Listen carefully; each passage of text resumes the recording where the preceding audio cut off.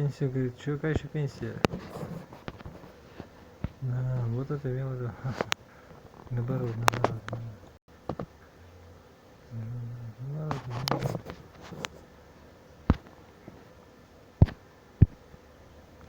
Жалоба пришла, жалоба. Да.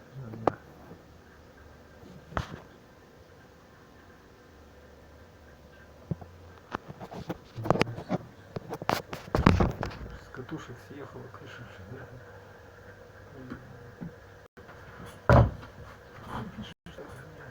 Вот это не надо.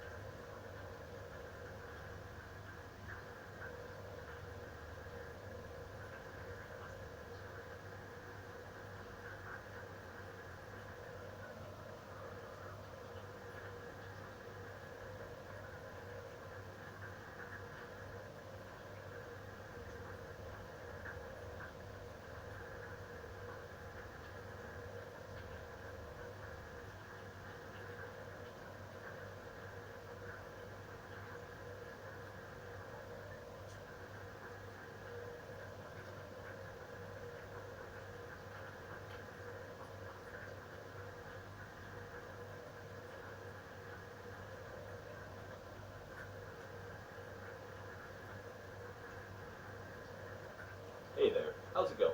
Yes, another game jam. Okay, another game jam.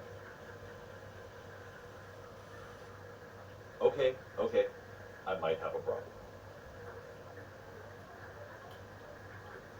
If you've watched any of my other videos, there's a good chance you know that I really like game jams. They're just my favorite way to make a small experience that I hope others will enjoy. As a designer, I get to experiment with different ideas without too much investment. And there's a great community aspect as well, as everyone gets to see the concepts each other comes up with using the same base. There are always so many jams going on at any given time that it can be difficult to pick which one you want to do. But you have to be careful. If you do jams back to back with no breaks, you run the risk of burning out pretty hard. Last year, all in 1 month, I participated in 3 different game jams as well as ran one of my own. And it trashed me. But several friends I knew were all running jams at the same time, and I wanted to participate and support each of them. Cut to many months later, and deja vu, it's happening again. I have several streamer friends that are all hosting jams that are all happening really close together. And at the moment, I don't have time to do all 3, so I figured I just wasn't going to do any of them because Ludum Dare is right around the corner. But I can't leave it like that. I had a few spare days last week, and I've seen other people do one game for multiple game jams before. I normally don't like to do that sort of thing myself. I've never done it in the past, and it's not something that I'm really going to make a habit of. But because I knew the organizers of each of the jams, and they didn't have any rules against it, I figured why not give myself a bunch of themes and restrictions and see what I can come up with. There are a few days when all of the jams overlap, so I figured I could try and sneak something in during that time. I have a lot going on as usual, so I'm giving myself 3 days to get this game made and submitted to all 3 jams. Alright, it's time for the fun part. What are the themes and restrictions we have to work into our game? First up, the Vaultacular Game Jam number 2. This jam is put on by White Vault, who I've talked about several times on this channel before. I just did the WoWie Game Jam with him where he made all of the art for Reaper Repeat. Also, one of the 3 jams that I had my burnout with before was the very first Vaultacular Game Jam, where I made a game called Flyer Kid. There's a card up top if you'd like to check out the video about that. And for this first jam, the theme is a strange influence, and the restriction is 3 items.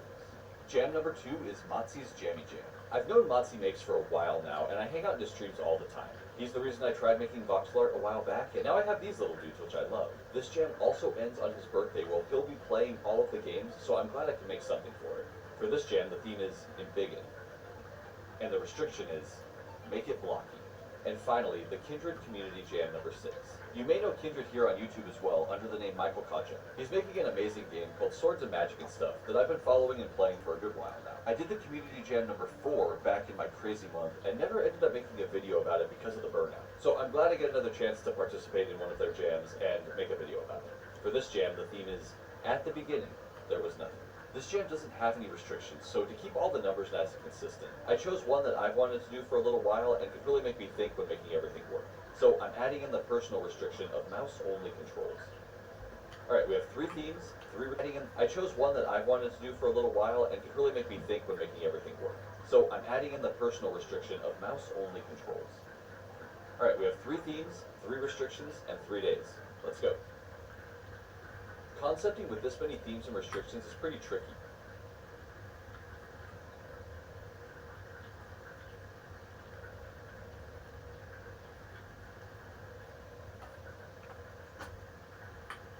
So I just kind of built it up one by one and tried to make it all work.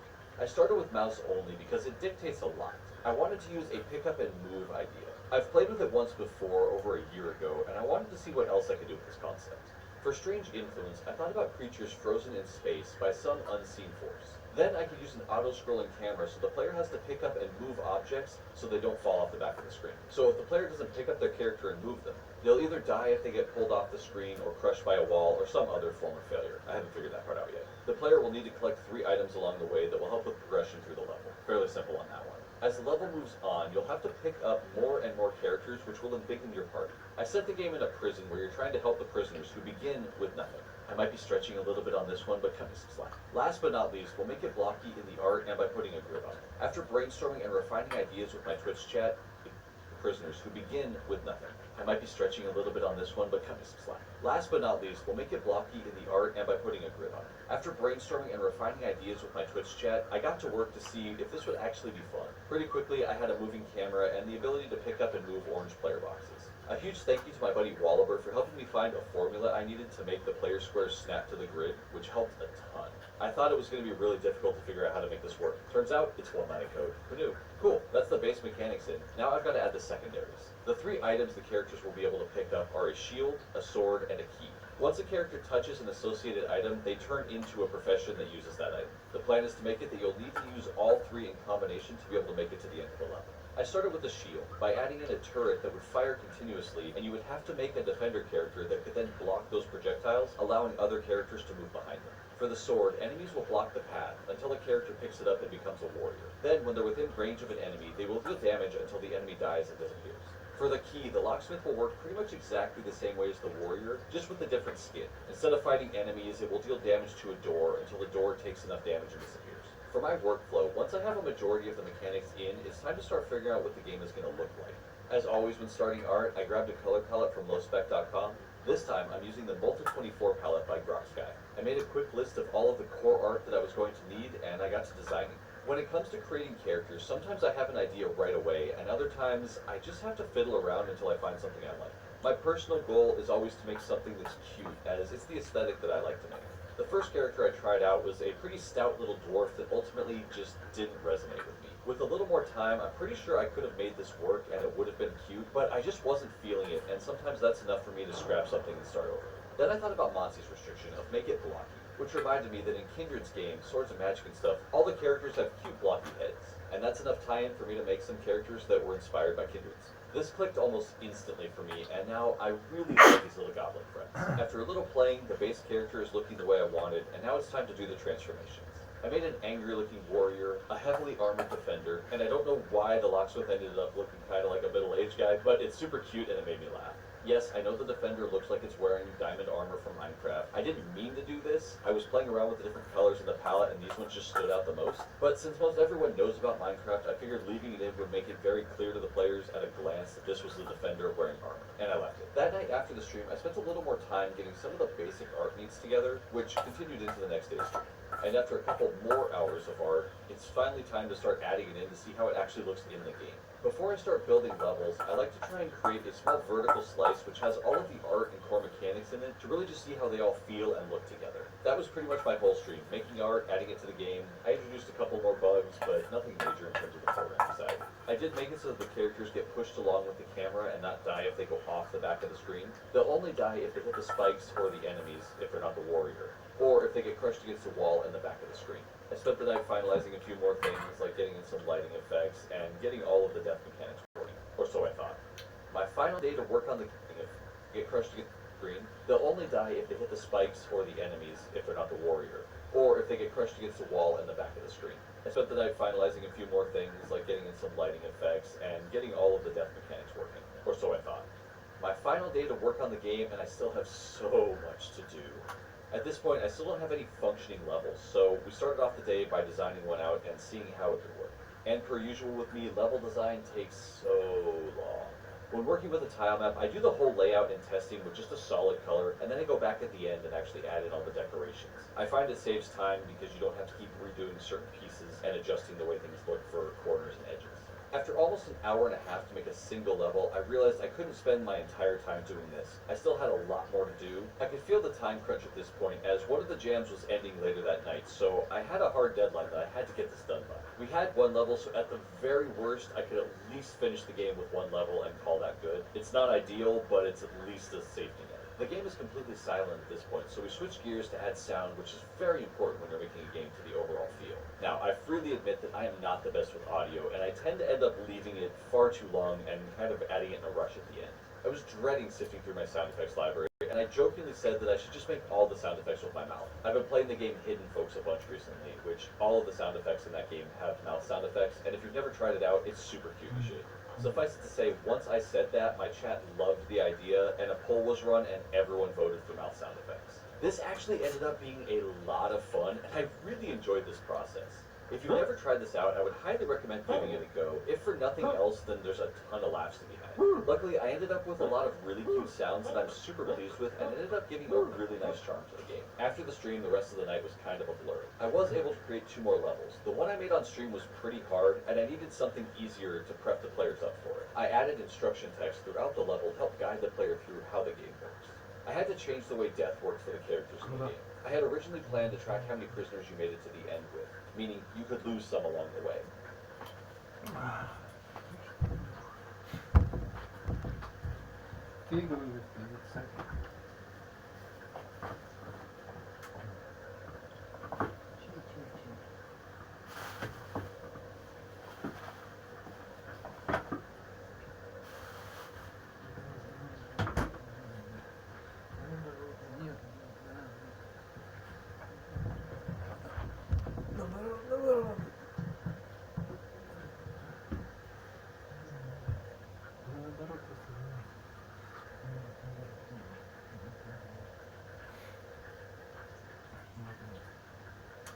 Hello there, hello there. Money. Cooperative.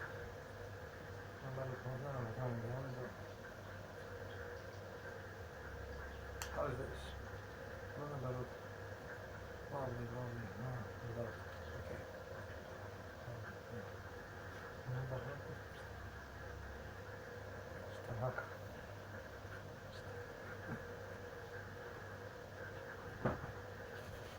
Можно я вот эту штуку возьму? Не знаю.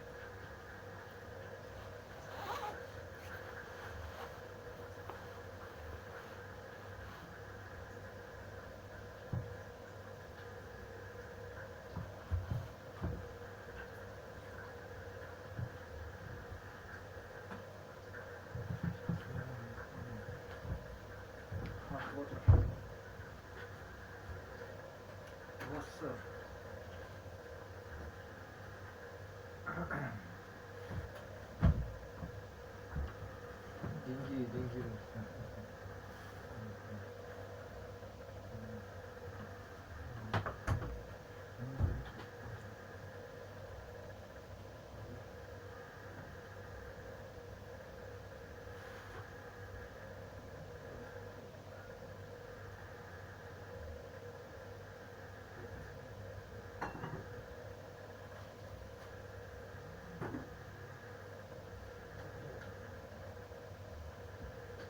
Water. One please. Hot water. Recommended. Before you eat, actually.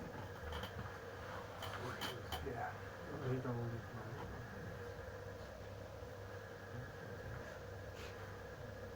If one of your transformed characters die, prisoners you made it to the end with, meaning you could lose some along the way. If one of your transformed characters died, it would just drop the item that it had and you could pick it up with a different one. But I ended up not implementing this super well, and I ran into so many problems with the items becoming inaccessible or getting stuck or something else that I just had to nix the idea entirely and just say that if any of your prisoners meet an unfortunate end, you lose and have to start over. I kind of feel like in the end this simplified the game a little bit and made it a lot more straightforward and enjoyable.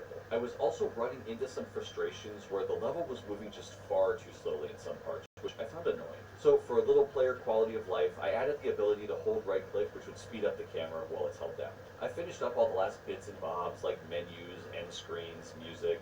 No, I didn't end up making the music with my mouth. Nobody wants to hear that, I promise you, you don't. And I was able to submit the game to the first jam's deadline with 8 minutes left to spare. Not cutting it close at all, right? Aimed to making the music, the last bits and bobs like menus, end screens, music. No, I didn't end up making the music with my mouth. Nobody wants to hear that, I promise you, you don't. And I was able to submit the game to the first jam's deadline with 8 minutes left to spare. Not cutting it close at all, right? Now, the Vault Jam isn't judged, and you are allowed to make some tweaks and updates afterwards, and the other two jams hadn't finished yet, so I did make 2 small changes a couple days later. One was to adjust the difficulty in the last level because it was just far too hard. It's always tough to balance difficulty, especially in a time crunch. I ended up removing one of the prisoners, and I moved some of the enemies around to make it a little easier in a certain hallway. And second, I fixed a hitbox issue that was killing the prisoners when it really shouldn't have been. The issue was if the character was next to a wall and the camera pushed it up by it, there was the tiniest bit of overlap and the character would die. This was a super simple fix, a slight shrinking of the collision area on the player, and it fixed it right up. And in the end, this is the game. You start the level in a prison cell with your character, which begins with nothing. A strange presence has made all of the guards in the prison disappear, but it's also made all of the prisoners incapable of moving. You're stuck in this room until a key falls from the ceiling. Gotta get that Dark Souls reference in. But what this does is it allows the player to pick up and move their character in a stress-free environment where the camera isn't moving it. Once they unlock the door, the camera begins moving, and from there, you must use the mouse to move the prisoners through the treasures dungeon. You must collect 3 key items to help you escape, all while embiggening your blocky-headed group of prisoners. And if you can get all of them to the exit ladders, you win. I ran out of time for the win screen, so it just kind of quickly tells you you won and then kicks you back to the menu. Sometimes that's just what happens in a game jam. You gotta roll with it. At least it functions. I'm really pleased with how this game turned out, and I had a great time taking so many different themes and restrictions and making them all work together. I can honestly say that I wouldn't have come up with something like this without them. For me, this mechanic of picking up and carrying multiple objects to the goal while the camera's moving on its own is something totally new to me. I wouldn't doubt that there are other games out there that have done something similar to this, but I don't know of any. If you do know of other games that use a very similar mechanic, please let me know in the comments. I'd love to check them out and see how other people handle this idea. This whole thing was an absolute blast, and if you would like to try the game out, there's a link in the description below. There will also be links to all 3 jams that I submitted to, where you can go and check out the other games and see what other people made.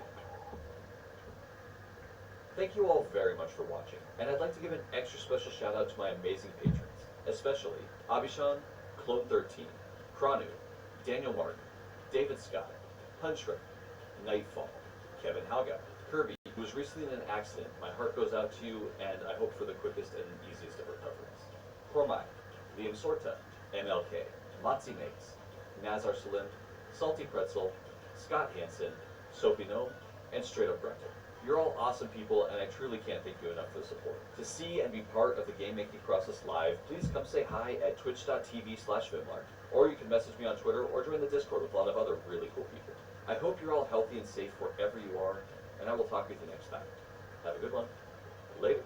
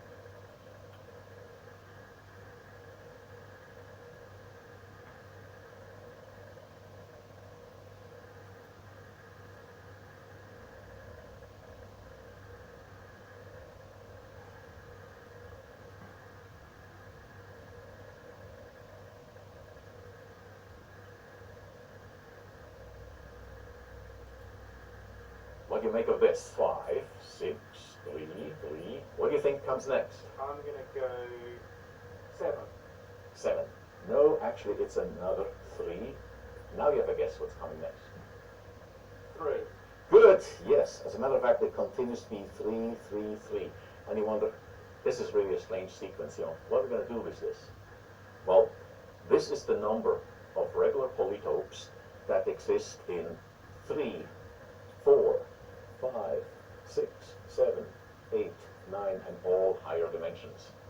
And that's what we're going to talk about today. Regular polytopes and then dimensions. A polytope is just a more general term that generalizes from two-dimensional polygons, three-dimensional polyhedra, and everything higher we call a regular polytope. That sounds a little scary, so let's start with something much simpler, a platonic solid. So here is a tetrahedron. That's the first platonic solid. Next we have simple cube.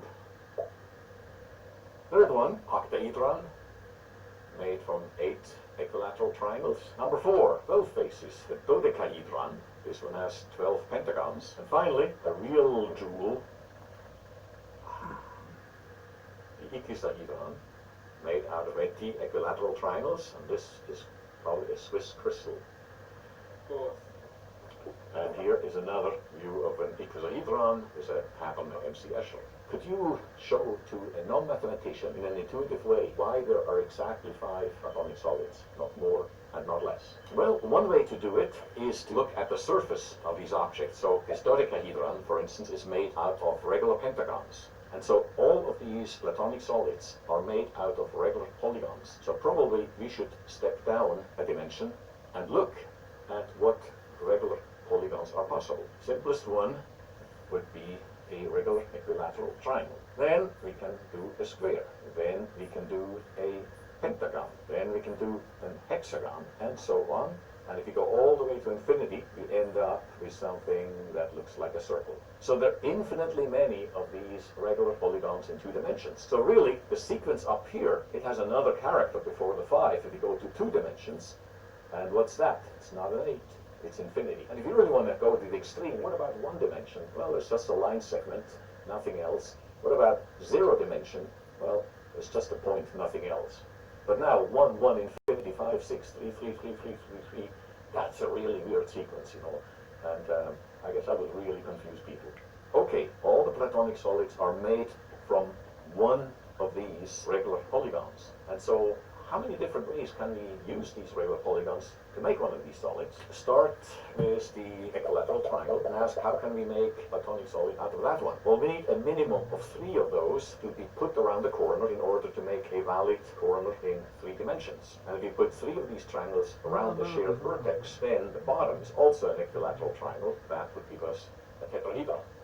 Okay, so next we can try to put 4 equilateral triangles around the shared vertex, and we can bring them together and make a 4-sided pyramid. And remember, to make it regular, all of the dihedral angles here have to be exactly the same. So that means that the bottom now is a perfect square. We can take this square pyramid and match it with an identical square pyramid. So that makes the second platonic solid, the octahedron. Now we can try to take 5 of those and put them around a vertex, and this makes this 5-sided pyramid. So it's completely symmetrical. If we continue forming these kind of corners and try to sort of wrap it around, will this actually get the closed surface? Will this actually end up in something useful? Well, we know we have this icosahedron, okay? But if you you have to really figure out whether it works, it takes a little thinking. You can see on top here, you have this five-sided pyramid. We can take one of these five-sided pyramids. We cannot put this one just up on the mirror. You can take another one, but the two have to be rotated against one another by 36 degrees. And if you do that, then in between, you can see there's a triangle strip. There's triangles going up, down, up, down, up, down, essentially forming a five-sided antiprism, adding 10 more triangles. It's kind of beautiful that indeed this surface does close and result in number 3 platonic solid. And what about 6 triangles? Oh, good question. Glad you asked that. So let's try to take 6 triangles and put them together, and we get a wonderful, nice hexagon here. So unfortunately, it's totally flat.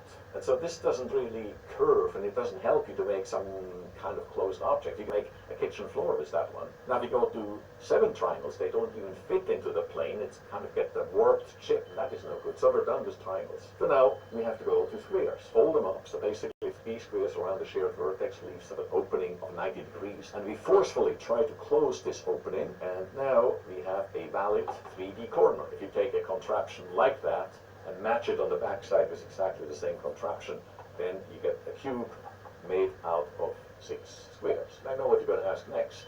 What about 4 squares? Well, glad you asked.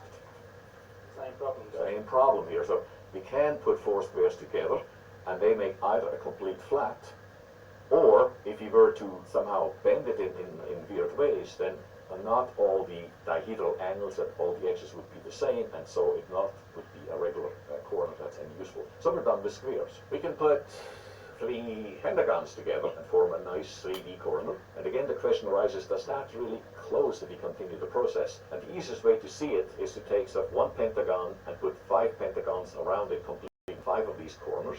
And this makes this nice kind of salad bowl. And now, if we put another salad bowl like that on top of it, again rotate by 36 degrees so it fits nicely together, then indeed we can convince ourselves very quickly that that leads to yet another regular platonic solid. Trying to put 4 of these pentagons around the corner exceeds a total of 360 degrees, so you already get something that's warped like a potato chip, and it's no good. We're done with pentagons. Hexagons. Hexagons. You know what happens with 3 hexagons, of course? A very flat tiling. That's no good. What about heptagons? Well, they don't even really fit into a plane. It's too much. So from there on up, we're sort of done. Nothing new can happen. And now you know exactly why there are 5 platonic solids and exactly 5 platonic solids. Professor, is a sphere a platonic solid? No, it isn't, because even if you think about a very fine tessellation, you could not find a tessellation on a sphere where all the faces would be exactly the same and all the edges are all the same and all the vertices are the same. So we're basically done with 3 dimensions. And so I must admit that for many of us, there's indeed a 6th platonic solid, and it is the Utah Teapot. For the people in the computer graphics community, this is such a famous object which has been used again and again to test out rendering software and solid modeling software, and it just shows up in just about every SIG graph paper in some form or another. So we like to think of it as the 6th platonic solid. Now these regular polytopes are made out of regular polytopes 1 dimension lower, in the same way that we made platonic solids out of 2D regular polygons. We can now try to make 4-dimensional regular polytopes out of 3-dimensional platonic solids. Each one of these 4-dimensional regular polytopes is of an object that has as a surface a thick crust of 3-dimensional platonic solids. And just like we made a cube out of squares, we're now trying to make a hypercube out of cubes in its surface. We used to take 3 squares and then forcefully try to close this gap of 90 degrees, and by closing it we force this corner to pop out of 2 dimensions, become a 3-dimensional valid polyhedral corner, and that's the corner of a cube. Now we're doing exactly the same thing, except think that behind each one of these squares there is a complete cube, and these 3 cubes now are sharing a joint edge perpendicular to this plane in that particular corner. So there's a 90-degree wedge of open space, and we're trying to forcefully close that, and we cannot close that in 3 dimensions if there are cubes behind each one of these 4 visible squares. But trust me, if we really do that and we can pop out in the 4th dimension, we can close up, these cubes, and we get a hypercube. Those cubes behind these that I was being asked to imagine, they've kind of overlapped with each other now. No, because they pop out into four-dimensional space in the same way that when we took these two-dimensional squares and we forced them to close, they didn't overlap. They just popped out of 2 dimensions into 3 dimensions. And 4-dimensional space is really much bigger than 3-dimensional space, so there's ample room for these cubes to simply pop out and form a true 4-dimensional corner. But to my 3-dimensional eyes, here sitting in 3D space, I'm like, how did that happen? But if I had 4-dimensional eyes, I'd be thinking, oh, That's correct, and now you're hitting on the real problem. And so we can figure out that this must be possible, but then can we visualize that? I mean, how do you know what this thing looks like? Well, for that, we have to use some kind of a shadow or a projection of a 4-dimensional object down into 3-dimensional space. And I'm sort of torn between, should we use a shadow or should we use what I would call a wireframe? And you see the trade-off between those 2 options.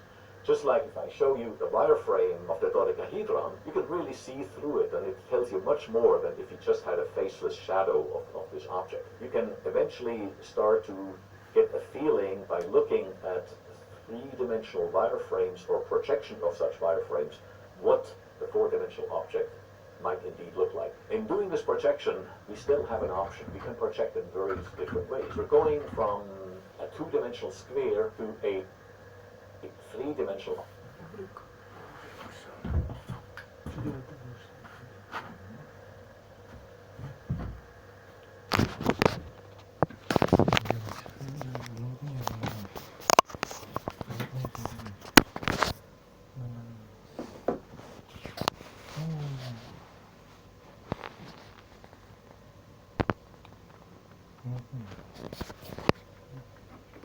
Да нет, понял тебя.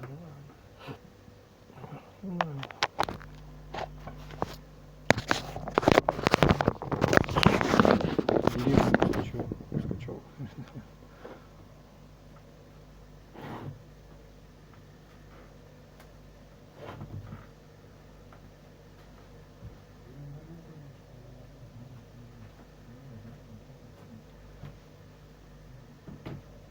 Ну вот нет, наоборот.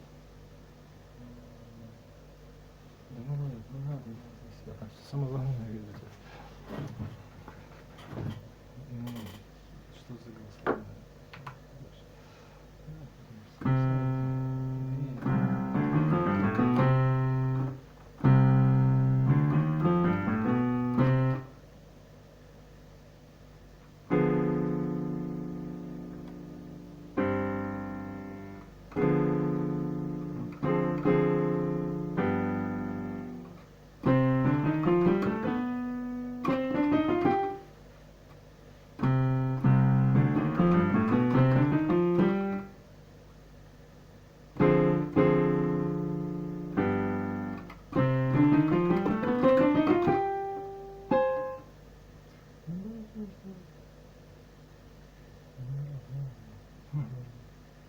Ну зачем он так берет? Ну это сомнительное, но здесь мне что-то нравится, то ли аппликатура, то ли что-то он поймет.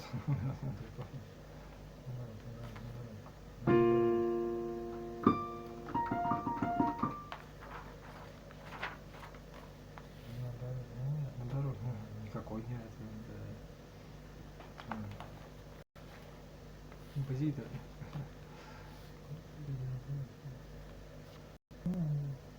Это мне можешь как угодно, лишь бы у меня деньги были сейчас. Я сейчас своими делами занимаюсь. Пожалуйста. Композитор, философ, как угодно.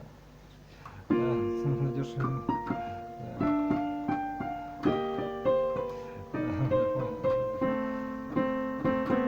Ну это все, да, денег-то нет от этого.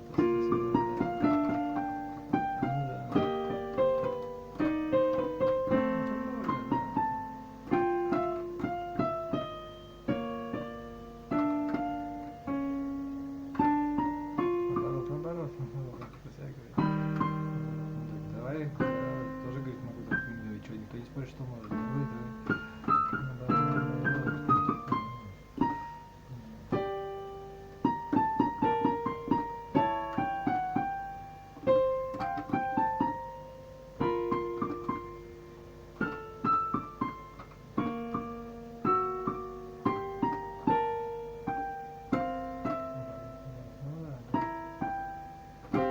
профессиональные навыки, потому что нам артисты говорят, какой еще раз надо?